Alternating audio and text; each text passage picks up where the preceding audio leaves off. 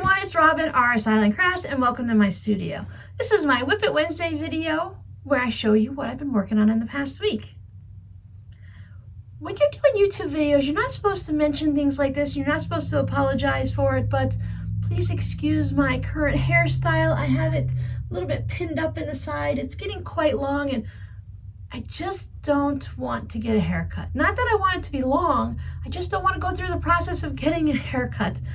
It's always stressful for me. It's never relaxing.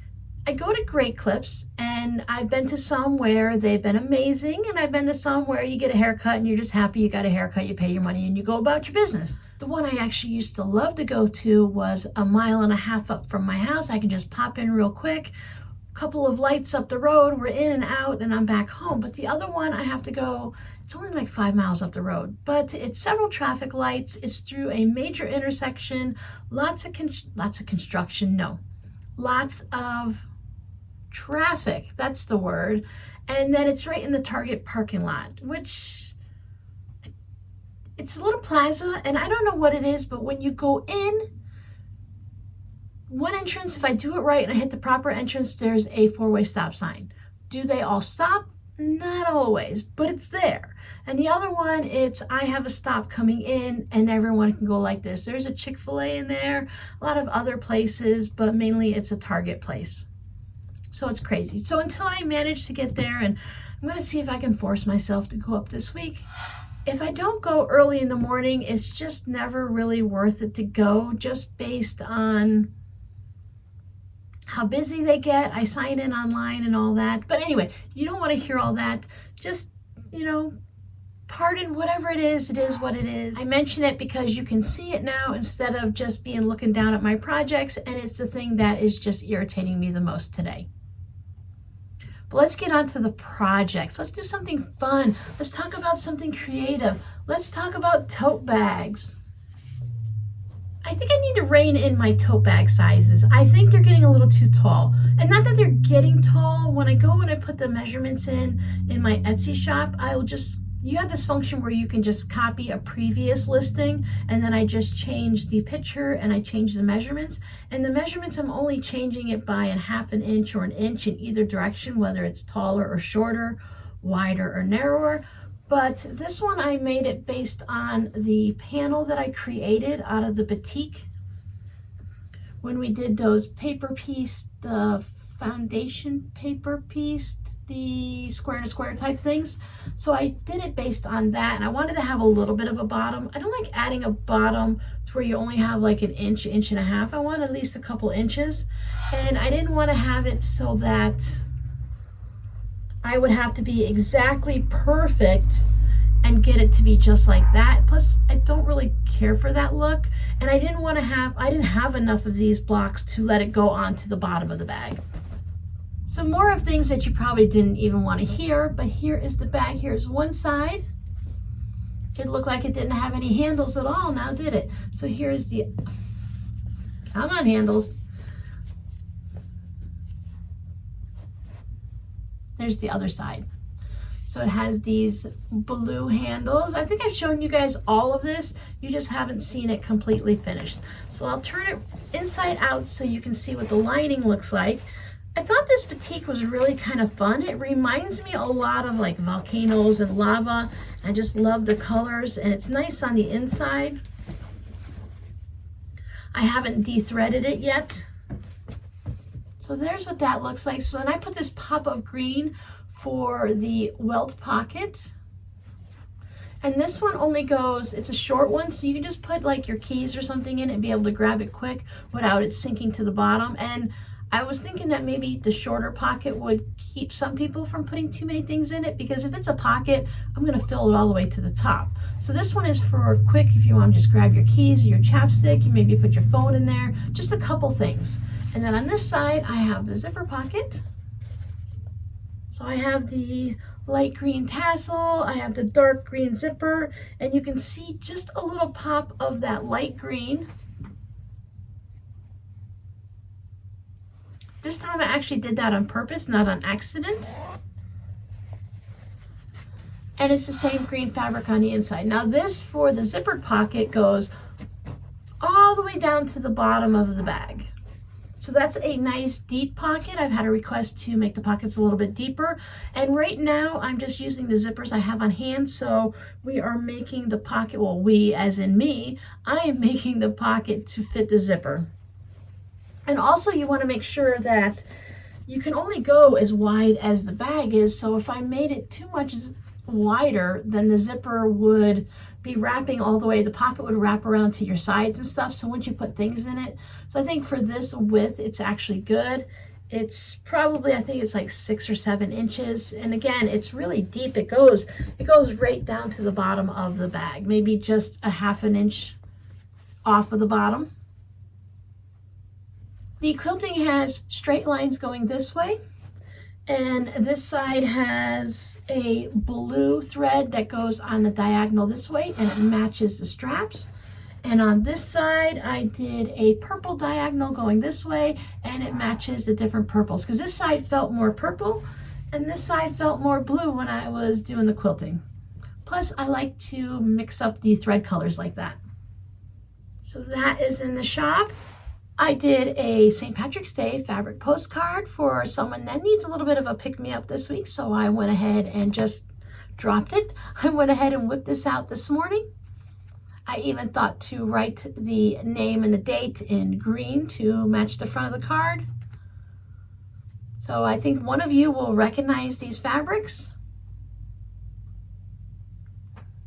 Everything except for this one little tiny green strip here came from one person. So thank you so much for the St. Patrick's Day fabrics. It is coming in very handy now since we're coming into March. And now the rest I'm going to show you is a custom order, and it is the Elvis items. So here is the Elvis tote bag. I went with this turquoisey type blue fabric for the handles because it is the same fabric that I used in the lining. So we have Elvis lives here. I did go with just a simple little black bottom so that it matched the silhouettes of Elvis.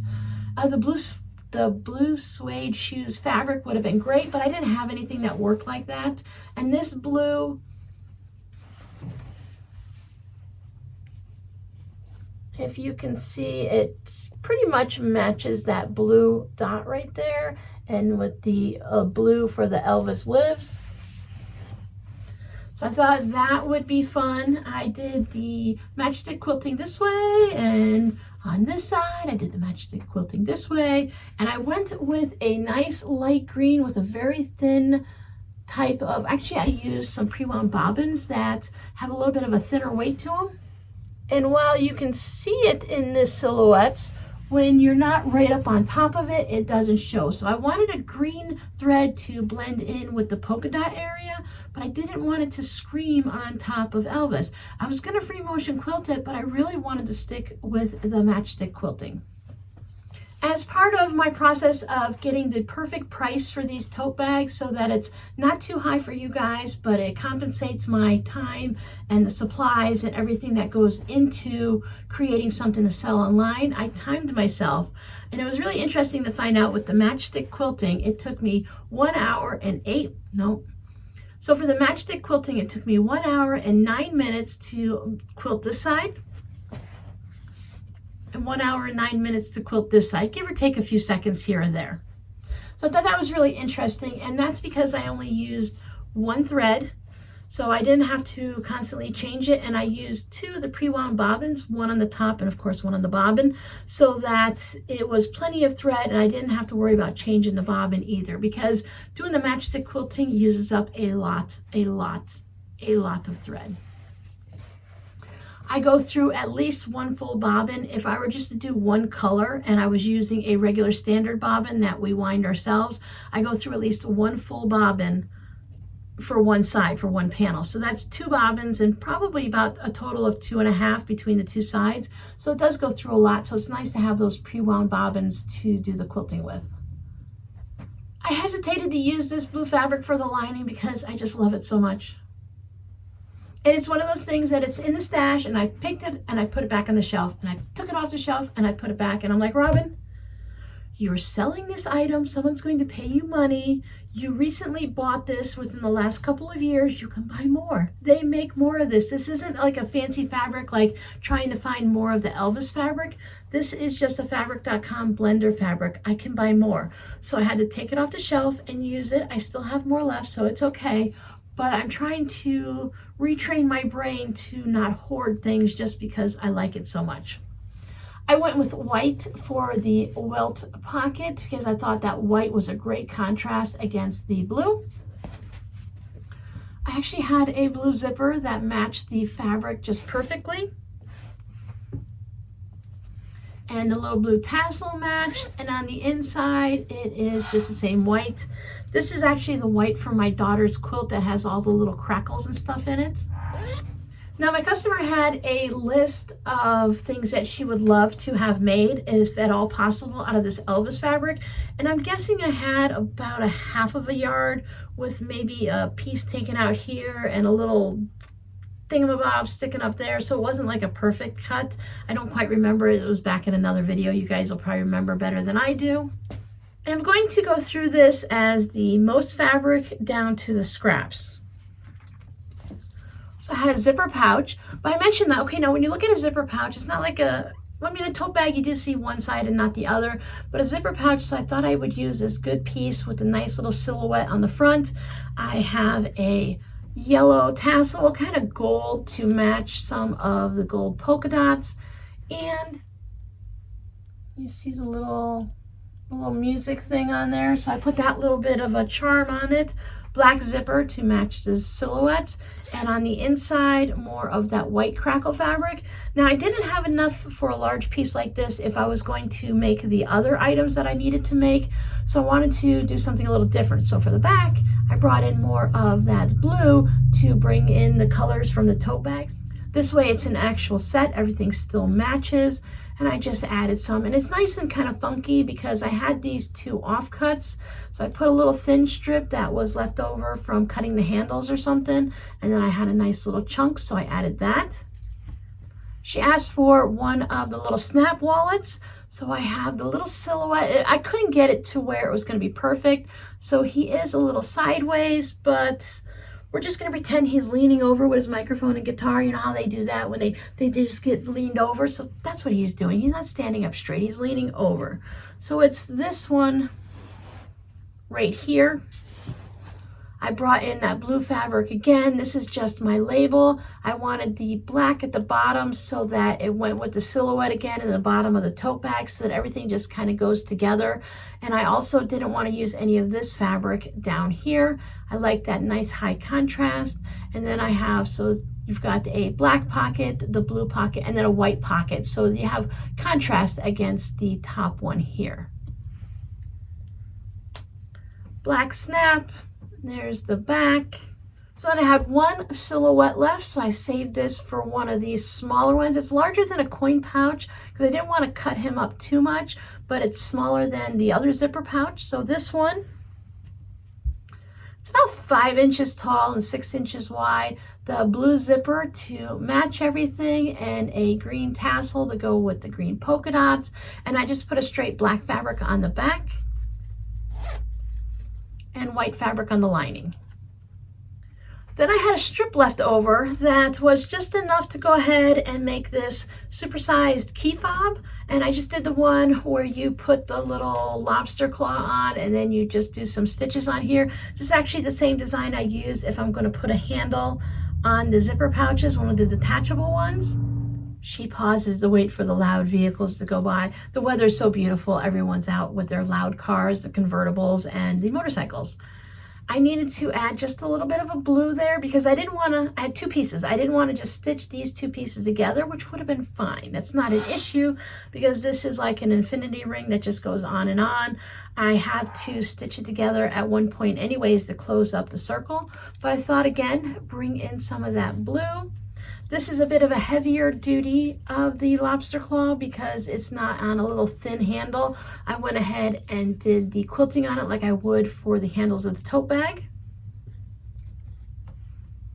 And the final thing that was requested was a fabric postcard. Now she knew this one was going to be totally scrappy. It's going to be whatever I happen to have left over, and I can just make it into a postcard.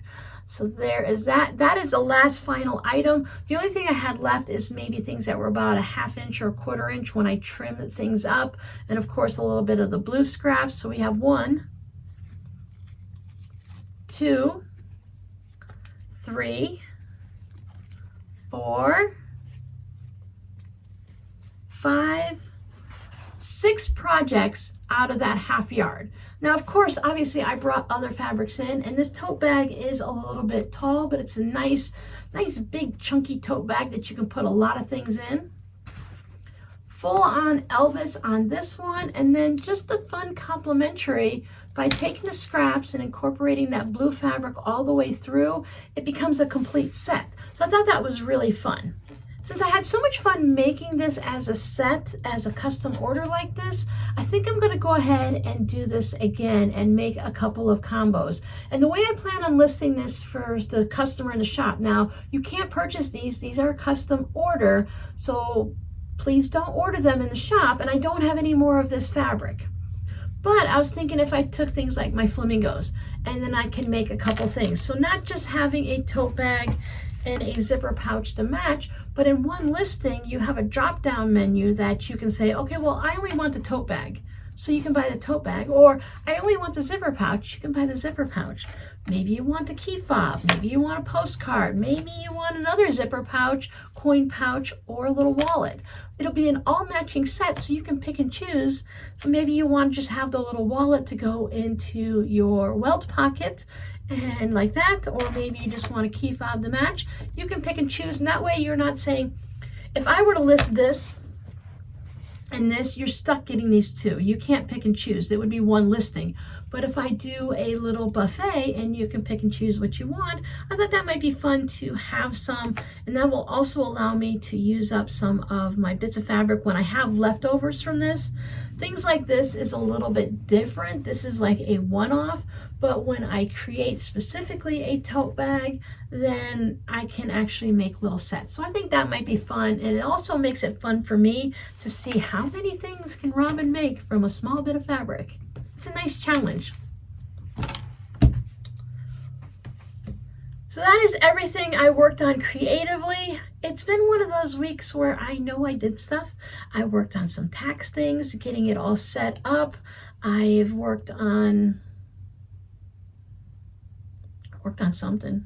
I know I've done things. I cleaned off my shelf here, and I thought I'd put up a few little animals for you guys to see. I have a knit eagle. The guy in the middle, he is a crocheted monkey. I actually won that on a giveaway.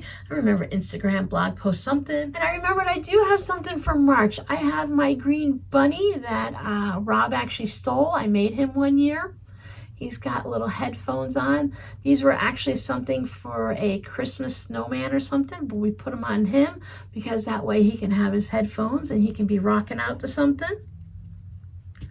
So here is my green decoration for March. I worked on tidying up these shelves a little so they're not all piled high with baskets. The Scrappy shelf is looking great. That's always been fine. It's got some stuff on the bottom that I'm just not sure what I'm going to do with. I have to be careful with the bottom shelves because the cats will lay on things, so I don't want them to lay on things, and Miss Mocha loves plastic, so if it's like a Ziploc baggie down there, she'll go crazy and chew on it. She just likes it. Miranda has a cat that likes plastic bags too, so it must be a cat thing. But I'm working on this shelf over there so things aren't double piled. I think I spent the whole 5 minutes on it, so it's not like I worked on it really hard, because once you remove things, you have to move things.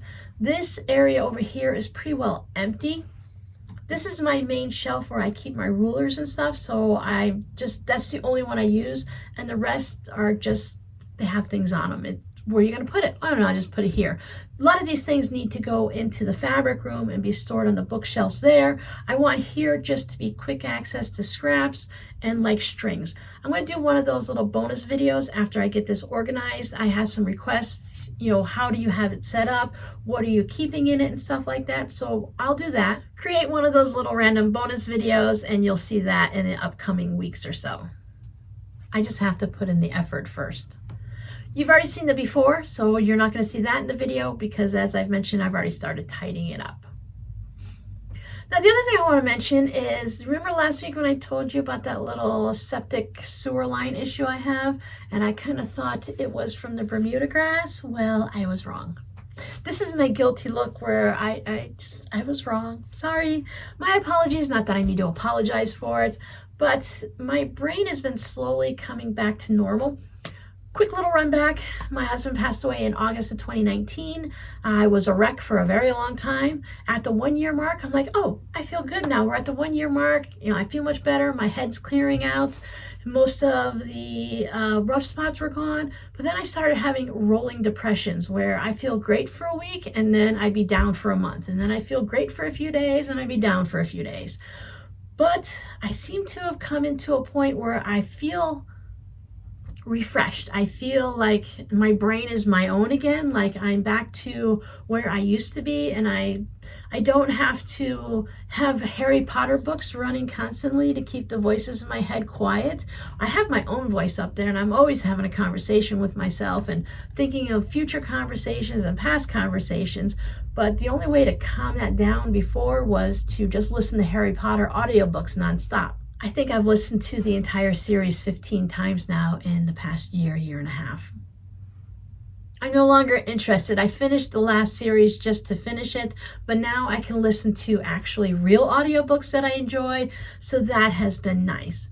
But all that to say, the clarity's there, and I realized that thinking about it and picturing those roots in my head, they're from the hibiscus that I planted. During that time of confusion and depression and not thinking straight, I thought this is Rob's favorite spot to have a plant. Plants grow great here. He loved the hibiscus. We've had him on and off for years. Let me plant a hibiscus. Miranda and I went up to Lowe's. We found this double one that was a really great price because it was in the half-dead clearance area. So we got like a $25 plant for $8 or something like that. It was great. So we planted it there and it's been thriving. It's been doing so great that the roots spread out everywhere and went into the septic line. A little bit of Google, found out that hibiscus, now I already knew they can grow 6 to 10 feet. Did I think about that? No. Did I think about how big the bush is on one of our neighbors down the road, that we've watched that one grow and now that one's over 6 foot and it looks a lot like mine? Did I think about that, during the Rob crisis and stuff? No, I just wanted to plant a plant where my husband liked plants and one that he likes, so I planted it. Clarity has come and now I'm going to have to move that plant. So I have a little video here so you guys can hear a little bit that I recorded this morning. It's early in the morning, so it's a bit bright out here, but this is Rob's hibiscus, and it goes all the way up to here, so I'd say it's a good 4 feet tall now. When we bought it, it definitely was 2 separate plants that are like hooked together down at the bottom there. But the problem is, and I figured it out by it just popped into my head and I remembered what the roots look like. But if you come over here, that's where maybe 6 feet, if that. So that's where, right in this section, is where it went ahead and it got into the sewer pipe. So I'm going to have to remove this.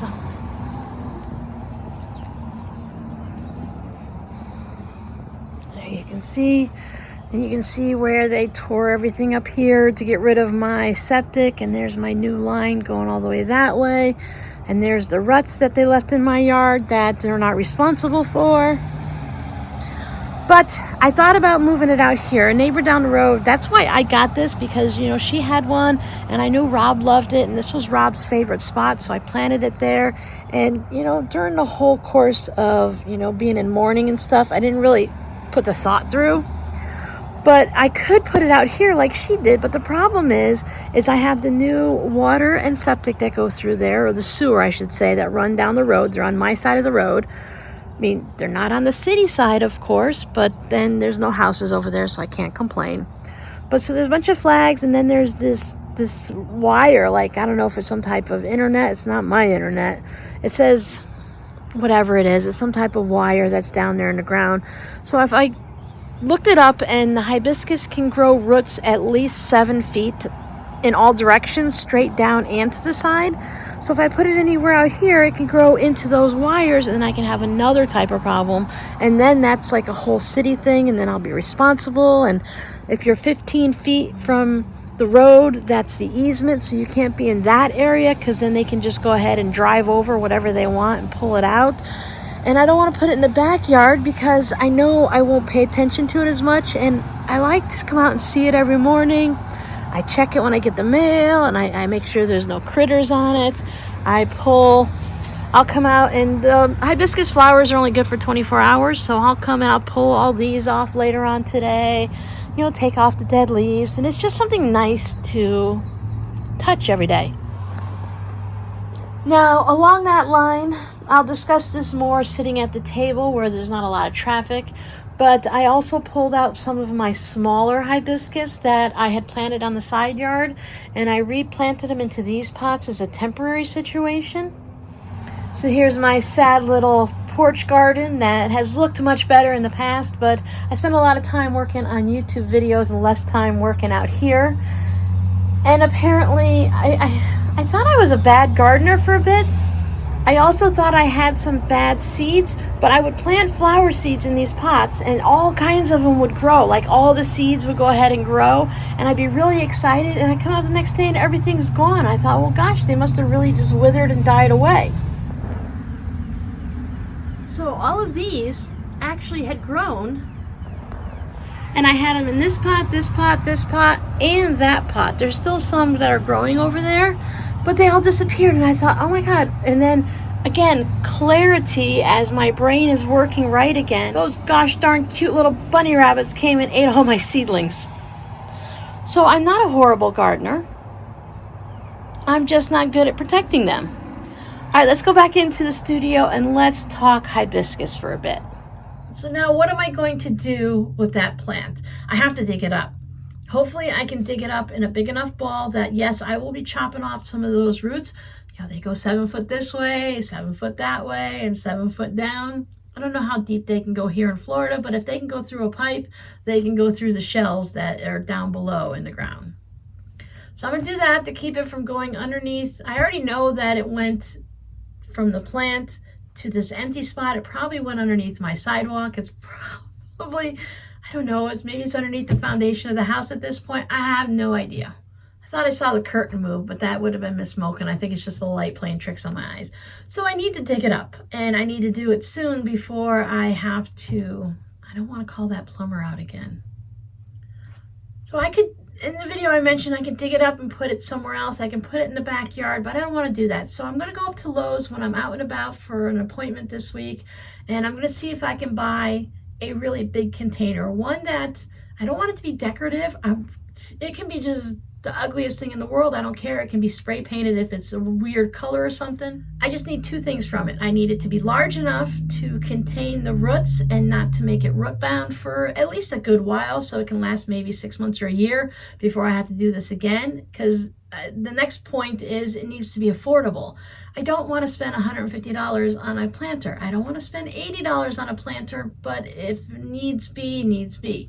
Or my other option is I can just buy the wood and build a planter, because building a quick wooden crate planter thing is not that difficult. But if the cost of the wood, because the wood prices are so high, is equal to buying a container, I'd rather just buy a container and then buy the soil mixture to put in it. And then figure out it. If anyone watched me try to dig up the hibiscus in the side yard and put them back into the little pots, would have laughed, because I've got the hibiscus and I've got a shovel and I've got the dirt and I'm trying to get it in the pot, and you got to move it, and then you swirl the roots around, and it's just a temporary situation so that those hibiscus on the side yard, they don't crawl into anything over there. I have my new water line that I just paid all that money to have put in, and I have my neighbor's sprinkler system. So most of them have not gone anywhere, and the reason for that is there apparently are at least 2 different hibiscus that I've purchased.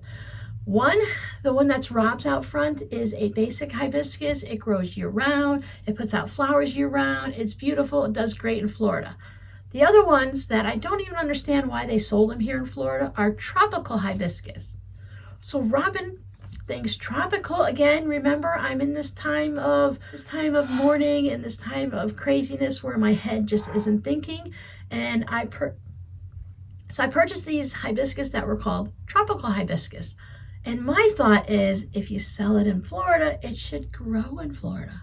If you sell it in southern Florida, it should grow in southern Florida. But no, I freaked out the first winter because apparently tropical hibiscus go dormant in the winter. They hibernate. Winter is the time when Florida and the weather is nice and everything can bloom beautifully. We have year-round things. The other hibiscus is year-round, and I got the ones that have these really big flowers on it and all the pretty colors, and they went from being gorgeous on my porch to sticks in the side yard. I've lost a couple of them already. So I thought, well, before it gets too bad, let me take some of the ones that I know are the tropical, and I know that their root system isn't too big because of various things I've done in the area. So I pulled them up, and only one had that big root system that was going into the septic lines.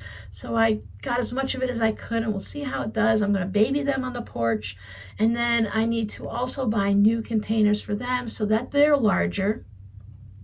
Now Lowe's has these containers, you might have seen them in the video, I didn't really focus on them, but they're these big black plastic containers. They're really not pretty or anything, and black isn't the best for Florida sun because it attracts the heat and the sun and all of that good stuff, but I can always spray paint the plastic, which is my plan. But I saw online where they have more of a clay color or a light tan color, and they're like $15. That's what I spent for them last year, and online they're still around that price range. So I thought if I can get one for each of those hibiscus on the side yard, I can plant them in there. It'll give them enough room. I've seen other people have actual hibiscus like tree type things where they've trained them to grow into like a lollipop tree, and they just have theirs in little small pots. So I thought, well, if I have these, I think they're about like this big. They're a good size container. I think they're at least 15. Let me see what 15 looks like. Oh, they're more than 15 inches across, I think, or at least 15 inches, and a little bit of a tapered bottom. But there's plenty of room for the roots to grow and for it to be a happy little tree. So then I thought, well, if I get all the hibiscus out of the ground and put them in those containers, give them some good rich soil in there, I can still do my hibiscus hedge. I can put the containers along the property line, and that will allow me to move them, mow the whole line, and move them back. And I don't have to worry about the neighbor's lady mowing guys when the yard people come through and they knock over.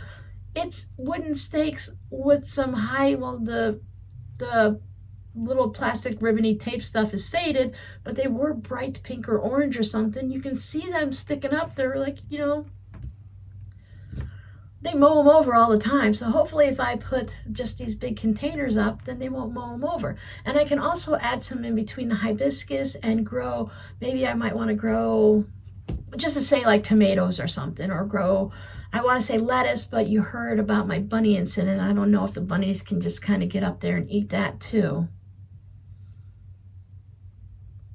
I have to work on that situation and put up some type of a fencing area just till those in the know on Google say that once your little flowers and plants start to mature, then the rabbits are no longer interested in them. And I've noticed that with like the 4 o'clocks, that once they grow and stuff, they don't mess with anything like that. They also say to put a garden like in your backyard, so they go out there to eat the rabbit garden, and then you can grow your garden somewhere else and they'll leave it alone. I don't trust these bunnies. So that is my plans for those who are always looking for a hibiscus garden update. I think I want to do that. So then I can, as I said, I can do like every other, and then maybe I want to put a bunch of marigolds in it and just plant it in that.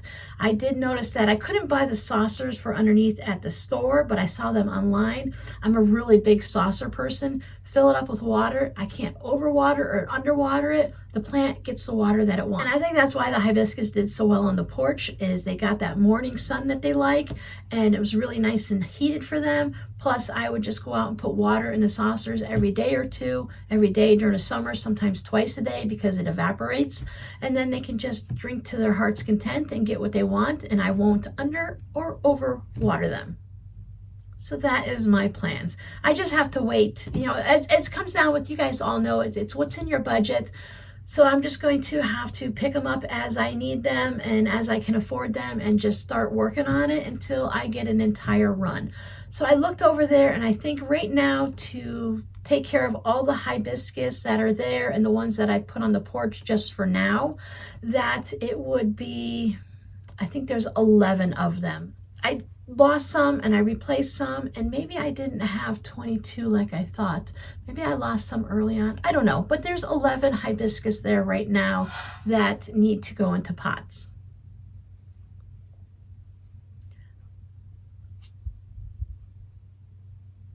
I had a thought. Tell me if I'm crazy, but would anyone be interested in adopting a hibiscus? The way I figure it is I think for about $25 I can buy the container and the soil to go into it and the little saucer underneath to transplant each of those.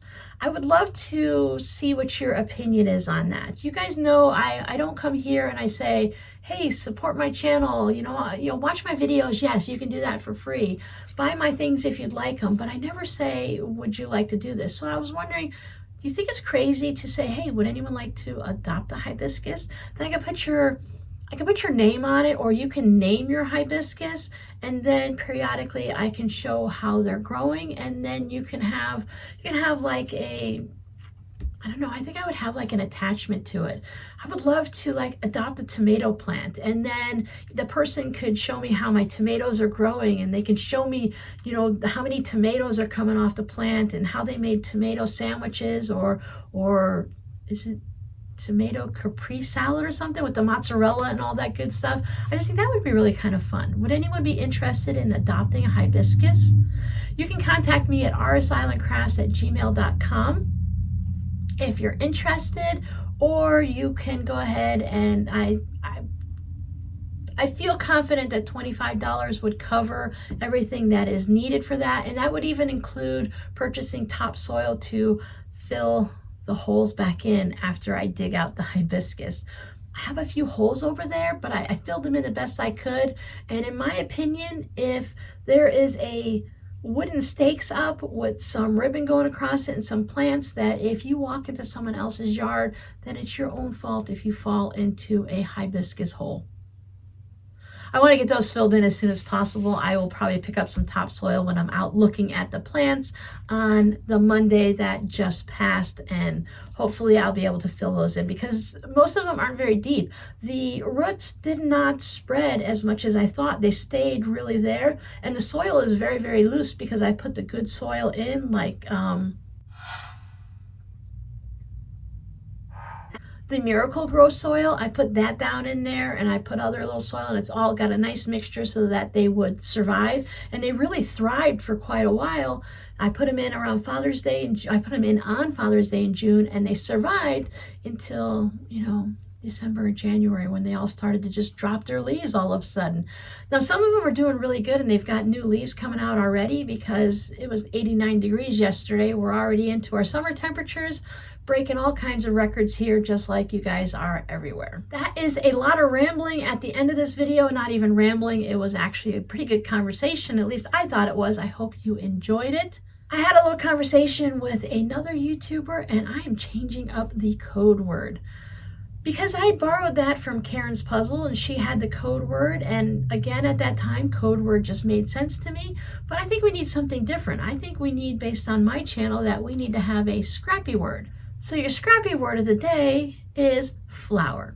Do you guys have flowers planted around your house?